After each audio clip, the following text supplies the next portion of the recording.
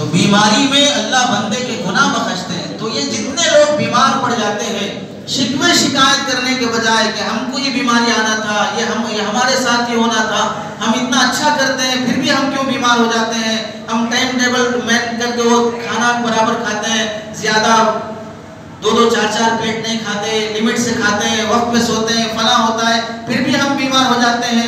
تو یہ سارا اس واسطے ہے.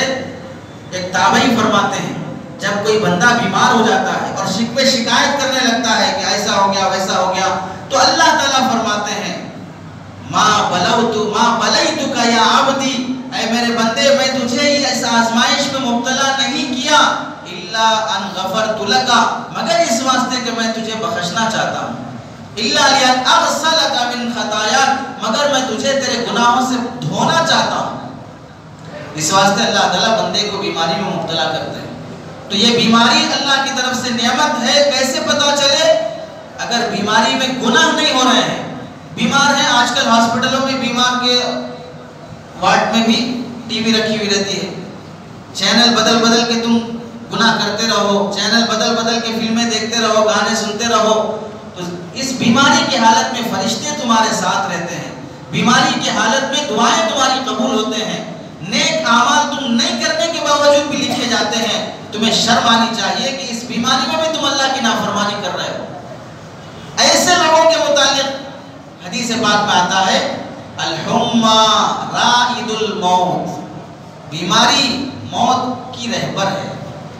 بیماری موت کی رہبر ہے، موت کو راستہ دکھانے والی چیز ہے بیماری. اگر بیمار ہونے کے بعد آدمی کو موت یاد آئی تو پھر سمجھو وہ صحیح زندگی گزار رہا ہے، وہ بیماری اس کے لیے نعمت ہے. بیماری کی حالت میں اگر موت یاد نہ آئے تو پھر سمجھ لو اللہ کی طرف سے وہ آزمائش ہے، اسے اور ڈھیل دینا چاہ رہے ہیں، اسے سخت عذاب میں مبتلا کرنا چاہ رہے ہیں. اسی واسطے بعض کافروں کو بھی اللہ نے بڑے سخت عذاب میں مبتلا کر کے مارا ہے، ان کی نافرمانیوں کی وجہ سے، ان کے گناہوں کی وجہ سے. تو آدمی کو بیماری آنے کے بعد شکایت نہ کرے. ایک صحابیہ بیمار ہو گئی، اللہ کے نبی صلی اللہ علیہ وسلم ان کی عیادت کے لیے گئے. انصاریہ صحابیہ تھی، کپکپی تھی جسم میں، تو کپکپاہٹ کی حالت میں اللہ کے نبی نے جب ان سے پوچھا کیسی ہے تمہاری طبیعت، تو کہنے لگی بہت سخت بخار ہے، لا بارک لہا، اللہ اس میں بے برکتی رکھے. یعنی بخار کو انہوں نے برا بھلا کہا. تو اللہ کے نبی صلی اللہ علیہ وسلم نے فرمایا لا تسب الحمّا، بخار کو برا بھلا نہ کہو، فإنہ تذہب خطایا بنی آدم، بخار انسان کے گناہوں کو بخشوانے کے لیے آتا ہے. بخار انسان کے گناہوں کو بخشوانے کے لیے آتا ہے، اس کی مغفرت کرانے کے لیے آتا ہے. اور اگر کوئی بندہ بیمار ہو جائے تو پھر ان ساری فضیلتوں کو سن کر بخار کے لیے دعا نہیں کرنا ہے، اللہ بیماری دے دے، مجھے کینسر دے دے، مجھے فلاں بیماری دے دے، یہ دعائیں نہیں کرنا ہے. اللہ کے نبی صلی اللہ علیہ وسلم کے پاس بخار آیا، یہ معجزہ ہے. بخار اللہ کے نبی صلی اللہ علیہ وسلم کے پاس ایک حصی شکل میں آیا، ایک انسانی شکل میں، کسی بھی شکل میں اللہ کے نبی کے پاس آیا. تو اللہ کے نبی نے پوچھا کون ہے تو اس نے کہا میں ام مولد ہوں. اس نے اپنا لقب، ام مولد کا مطلب بخار، اس نے اپنا نام بتایا، ام مولد ہوں. تو اللہ کے نبی نے فرمایا لا بارک لک ولا اہلا ولا فضلا لک، تیرے لیے کوئی ویلکم نہیں ہے، استقبال نہیں ہے تیرے لیے، تیرے لیے کوئی بھلائی کوئی اچھائی نہیں ہے. تو یہ اس واسطے فرمایا کہ آدمی اگرچہ کہ فضیلتوں کو سننے کے بعد تمنا کر لے گا بخار کی، لیکن جب زیادہ آزمائش آ جاتی ہے تو صبر کا دامن ہاتھ سے چھوٹ جاتا ہے، پھر ناشکری کے الفاظ نکلنا شروع ہو جاتے ہیں. ایک ولی کے متعلق لکھا ہے کہ انہوں نے اللہ سے انتہائی محبت میں یہ کہا اے اللہ تو مجھے جیسے آزمانا چاہتا ہے مجھے آزما لے، میں تیری ہرگز ناشکری نہیں کروں گا.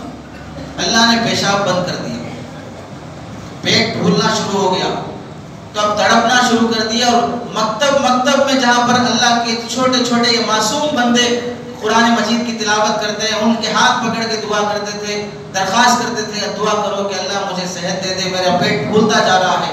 اب یہ دھیان ادھر سے ہٹ گیا، اب یہ بندوں سے ہاتھ ملا ملا کے دعا کی درخواست کرنے لگے. فوراً الہام ہوا کہ دیکھو آزماؤ میں کچھ نہیں کروں گا، بتائے تھے تھوڑا تمہیں پیشاب بند کر دیا، اب بندوں کے ہاتھ پکڑتے گھوم رہے ہو. اس واسطے بیماری کی دعا نہیں کریں گے. ہمیشہ اللہ کے نبی صلی اللہ علیہ وسلم نے عافیت کی دعا مانگنے کا حکم فرمایا ہے، صحت مندی کی دعا مانگنے کا حکم فرمایا ہے. اور بیمار ہو جائے تو بیمار آدمی بیماری کی حالت میں گناہ نہ کرے، نماز نہ چھوڑے، نافرمانی نہ کرے. تھوڑا سا بخار آ گیا، سر میں درد آ گیا تو ماں باپ بھی کہتے ہیں، بعض مرتبہ استاذ بھی بولتے ہیں بخار ہے سونے دو، پڑے رہنے دو، بخار ہے سر میں درد ہے. بخار آ گیا تو اس حالت میں تو نماز تو بہر صورت معاف نہیں ہوگی. بیٹھ کے پڑھ لو، لیٹ کے پڑھ لو، بہر صورت پڑھنا پڑے گا. حضرت ابو ہریرہ رضی اللہ تعالیٰ عنہ کو پیٹ میں درد ہے، اللہ کے نبی صلی اللہ علیہ وسلم نے، وہ الٹے پڑے ہوئے تھے، پیٹ کے بل لیٹے ہوئے تھے، درد زیادہ تھا، تو اللہ کے نبی صلی اللہ علیہ وسلم نے اٹھایا اور فرمایا یا ابا ہریرہ. وہاں اللہ کے نبی نے فارسی لفظ استعمال فرمایا درد در شکم، پیٹ میں تکلیف ہے. تو حضرت ابو ہریرہ فرمانے لگے یا رسول اللہ پیٹ میں بہت درد ہے. تو اللہ کے نبی صلی اللہ علیہ وسلم نے فرمایا قم فصلی فإن فی الصلاۃ شفاء، کھڑے ہو جاؤ، نماز پڑھو، نماز میں شفا ہے. اور ہم بیمار کو سلاتے رہتے ہیں اور اللہ کے نبی فرماتے ہیں نماز میں شفا رکھی ہے. اس واسطے جب تک ایسی بیماری نہیں ہے کہ وہ کھڑے نہیں ہو سکتا، ہوش میں نہیں ہے، اس وقت تک اس سے نماز معاف نہیں ہوگی. اس سے پہلے تک بیٹھ کے پڑھ سکتا ہے، لیٹ کے پڑھ سکتا ہے، بہر صورت اسے نماز ادا کرنی ضروری ہے. نماز کسی حالت میں معاف نہیں ہو سکتی. حضرت ابن عباس رضی اللہ عنہ کی آنکھ خراب ہو گئی، ڈاکٹروں نے کہا کہ آپریشن کرنا پڑے گا، اور آپریشن کے بعد پرہیز یہ ہے کہ آپ جھک کر سجدہ نہیں کر سکتے. تو حضرت ابن عباس رضی اللہ عنہ نے فرمایا کہ مجھے ایسے آپریشن کی ضرورت نہیں، مجھے دوبارہ آنکھوں کی ضرورت نہیں کہ جب مجھے سجدے سے محروم کر دیا جائے.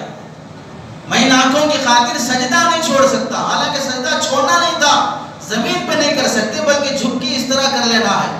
وہ اس سجدے پر بھی راضی نہیں تھے کہ زمین پہ سجدہ نہ کیا جائے.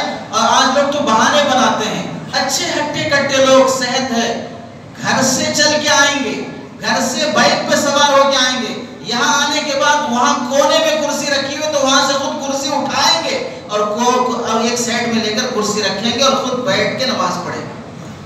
اتنا سب چلنے میں بیماری نہیں ہے، صرف نماز کی 2 رکعت میں تمہیں بیماری آڑے آ رہی ہے. وہاں سے چل کے آنے میں، وضو خانے سے آنے میں، کرسی اٹھا کے لانے میں، ان سب میں تمہیں گھٹنوں میں اور کمر میں درد نہیں ہے. صرف نماز کی حالت میں جھکنے میں، گھٹنے میں درد ہو رہا ہے. علماء سے پوچھ لو، مفتیان اکرام سے پوچھ لو، ہر مسجد جہاں جہاں تک آواز جاتی ہے یا جہاں جہاں تک بیان ریکارڈ ہو کر جاتا ہے، سب کے لیے بات ہو رہی ہے. صرف اس مسجد پر کرسی پہ بیٹھ کے نماز پڑھنے والوں کے لیے نہیں ہے، سب کے لیے بات بولی جا رہی ہے. بہت سی خواتین گھر میں کرسیوں پہ بیٹھ کے پڑھنا شروع کر لی ہے. جب تک سجدے اور رکوع دونوں پر قدرت نہیں ہے، یعنی سجدہ کریں گے تو بیماری بڑھ جائے گی، سجدہ کریں گے، رکوع کریں گے تو بیماری بڑھ جائے گی، اور ایسی سخت بیماری کہ پھر لمبا علاج کرنا پڑے گا. ایسی حالت میں بیٹھ کر نماز پڑھنے کا حکم ہے. اور بیٹھ کے پڑھنے کے سلسلے میں بھی یہ بات سن لو، تمام علماء نے لکھا ہے کرسی پر بیٹھنے سے بہتر ہے کہ زمین پر بیٹھ کے پڑھا جائے. اس میں تواضع ہے. نماز کا مقصد ہی اللہ کے سامنے عاجزی دکھانا، اور بہت سے لوگ کرسیوں پہ بیٹھ کے پیر ہلاتے رہتے ہیں، اور کرسی رکھنے کا بھی سلیقہ نہیں ہوتا ہے. کرسی کے پچھلے پیر اور وہ صف کے پیچھے رکھ دیتے ہیں، سامنے کی جو پیچھے کی جو صف ہے اسے نماز پڑھنے میں خلل ہوتا ہے. اس واسطے جہاں تک ہو سکے معذور لوگ بھی سخت معذوری کی حالت میں کرسی استعمال کریں. اس کا ہماری مسجد میں تو الحمدللہ تھوڑا کم ہے. بعض مسجدوں کا حال تو ہے کہ ایک طرف مستقل چرچ بن گیا ہے، جیسے چرچوں میں کرسیاں رکھی رہتی ہیں، بعض مسجدوں میں چرچ کی طرح پورا خانہ ایک پورشن ہی کرسیوں کا رہتا ہے. وہاں پورے لوگ نماز پڑھنے کے لیے ایسے معلوم ہوگا کہ عیسائی لوگ بیٹھے ہوئے ہیں، ایسی شکل بن جاتی ہے اس کی. اور لوگ یہ بھی ثواب سمجھ لیے، مسجد کو کرسیاں لا کے دینا ثواب سمجھ رہے ہیں، کرسیاں لا کے مسجد کو ہدیہ دے رہے ہیں. جس کو ضرورت ہے کرسی پہ بیٹھ کے پڑھنے کی، وہ خود کرسی لا کے مسجد میں رکھ کے پڑھ لیں گے. مسجد کو کرسی ہدیہ دینا یہ کوئی ثواب کا ذریعہ نہیں ہے، بلکہ مصلیوں کو نماز غارت کرنے کا ذریعہ ہے. نوجوان لوگ بھی بہانے بنا لیتے ہیں تھوڑی تھوڑی دیر کے لیے کرسیوں پہ بیٹھ کے نماز پڑھنے کا. سخت ضرورت ہو اور مسئلے کے دائرے میں رہ کے پڑھتے ہوں، اس صورت میں مسجد کو کرسی دینا ثواب کا ذریعہ ہوگا. جب سخت ضرورت ہو اور واقعی مسئلے کے دائرے میں رہ کے نماز ادا کی جا رہی ہو، تو بیماری کی حالت میں نماز نہ چھوڑے، اور بیماری کی حالت میں گناہ نہ کرے، بیماری کی حالت میں شکوے شکایت نہ کرے.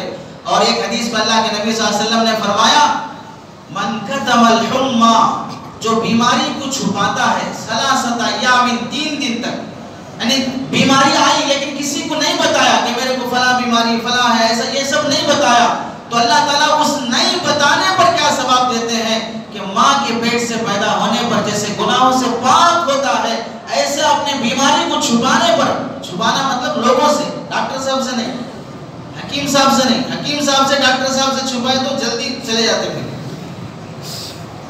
لوگوں سے اگر چھپائے گا، شکایت نہیں کرے گا تو اللہ تعالیٰ اسے ایسا ثواب دیتے جیسے ابھی ماں کے پیٹ سے پیدا ہوا۔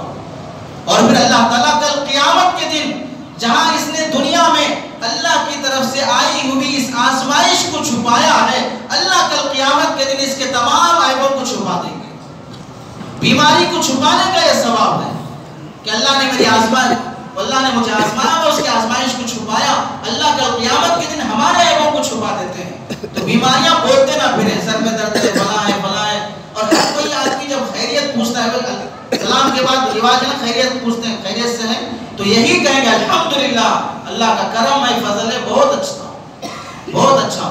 ہو سکتا ہے کوئی ایک بیماری آپ کے ساتھ ہو لیکن 360 سے زیادہ صحت اور نعمتیں آپ کے ساتھ لگی ہوئی، اس ایک بیماری کا تذکرہ کرتے ہو ان ساری نعمتوں کو بھول جاتے ہو۔ اس واسطے ہر پوچھنے والے کے سامنے اپنی بیماری بیان کرنے کی ضرورت نہیں ہے۔ ڈاکٹر صاحب حکیم صاحب پوچھے تو انہیں بولو یہ بیماری ہے، باقی ہر کوئی آدمی پوچھتا رہے اسے بیماری نہ بتائیں، اور دوسرا ہر کوئی آدمی بھی علاج بتانے کی چکر میں نہ رہے۔ بیماری بولے فلاں ایسا ہے بولے وہ دوائی کھاؤ اچھا رہتا ہو، ہر کوئی ڈاکٹر بننے کی چکر میں ہے، تھوڑا سا تجربہ کب ہو گیا کیا ہو گیا نہیں معلوم، اب علاج بتانا شروع کر دیتے ہیں۔ یہ ساری نقل بازی نہ کرے۔ ایک صاحب ایسے ہی ایک حکیم صاحب کے پاس سیکھنے کے لیے گئے، حکیم صاحب آئے، نفس پکڑ کے دیکھے، بولے رات میں شاید تم کملا کھائے ہوگے، سنترا کھائے ہوگے، اس واسطے تم کو یہ سردی لگ گئی ہے، دوائی دے دی چلے گئی۔ جو سیکھنے کے لیے آیا تھا وہ کیا آئیڈیا لگایا، حکیم صاحب کو کیسے معلوم ہوا کملا کھائے، چار پائی کے نیچے دیکھا چھلکے پڑے ہوئے ہیں، اب سمجھا جو مریض کے نیچے پڑ کے رہتا وہی بولنا وہ کھایا رہتا شاید بول۔ اب یہ علاج کرنے کے لیے گیا، ہاتھ پکڑا نیچے کمل پڑا ہوا تھا، ہاتھ پکڑ کے دیکھا شاید رات تم کمل کھائے ہوگے اس واسطے تم کو ایسا ہو گیا ہے۔ یہ عقل کو نندارا نقل نہ باشد، محض کاپی مارنے والے کو اس کوئی عقل نہیں ہوتی ہے، اس واسطے زیادہ علاج بتانے کی کوشش نہ کریں۔ اور پھر دوسرا حکم یہ ہے، آخری ایک بات یہ بھی ہے، حضرت ایوب علیہ السلام کے متعلق لوگوں میں بہت مشہور ہے کہ بہت بیمار تھے۔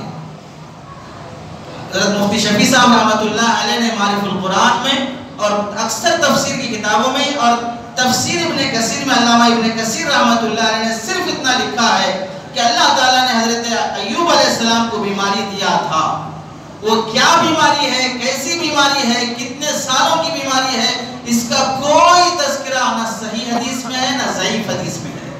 اسرائیلیات میں، موضوع روایات میں لمبی چوڑی باتیں لکھی ہوئی ہیں، جسم میں کیڑے پڑ گئے تھے اور لوگ ان سے گھن کرتے تھے، گاؤں کے باہر لے جا کے کچرے کی کنڈی کے پاس ڈال دیے، لوگ ان سے نفرت کرنے لگے، ان کے پاس مال دولت بہت کچھ تھا، شیطان آیا بھونک مارا، سب ختم ہو گیا، جسم بیمار پڑ گیا، زبان میں کیڑے پڑ گئے، حضرت جبرائیل آ کے سلام کیے، سلام کا جواب نہیں دیے، چونکہ کیڑا اندر زبان کھا رہا تھا، اس کی روزی میں خلل پڑتا، اس واسطے نہیں دیے۔ یہ ساری باتیں فالتو باتیں ہیں، یہ ساری جھوٹی اور من گھڑت باتیں ہیں۔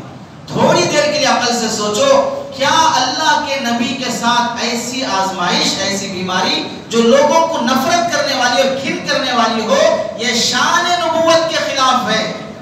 اللہ تعالیٰ نبی کو جب بھیجتے ہیں تو نبی کو خوبصورت اور خوبصیرت بنا کے بھیجتے ہیں، کوئی نبی الٹا سیدھا نہیں آتا ہے، کالا کلوڑا کوئی نبی نہیں آتا اور بھدی صورت کا کوئی نبی نہیں آتا۔ اللہ نبی کو خوبصورت بناتے ہیں، کوئی بھی نبی ہو، کوئی بھی نبی ہو اسے بدصورت نہیں بناتے۔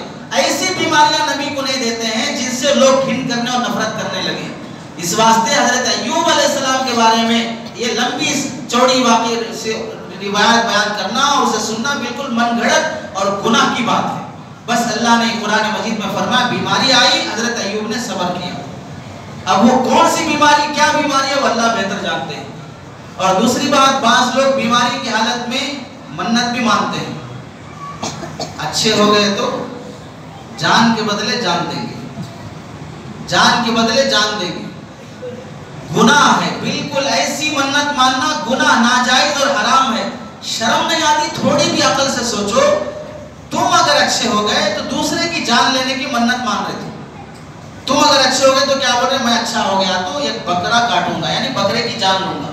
تو اللہ تمہاری اس منت میں تمہیں تھوڑی صحت دیں گے، تم ایک ظالمانہ منت مان رہے ہو کہ تم اچھے ہو گئے تو ایک کو مار دوں گا بول رہے تم اچھے ہو گئے تو ایک کا گلا کاٹ دوں گا بول رہے ہیں، تو اس سے تھوڑی تم کو صحت ملے گی۔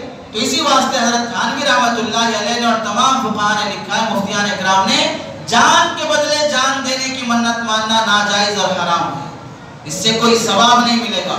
اور اگر کسی نے ایسی منت مان لی ہے تو کیا کریں؟ تو بھی کچھ نہیں کرنا ہے، مان لی ہے تو بھی کچھ بھی نہیں کرنا ہے، غیر ضروری ناجائز منت کا کچھ بھی نہیں ہے۔ اگر دل کو تسلی نہیں آتی، کچھ کرنا ہی چاہ رہے ہیں، تو پھر ایسی صورت میں بیماری سے صحت ملنے کے بعد بکرا کاٹنے کی تو ہرگز اجازت نہیں ہے، بکرا ذبح کرنے کی ہرگز اجازت نہیں ہے۔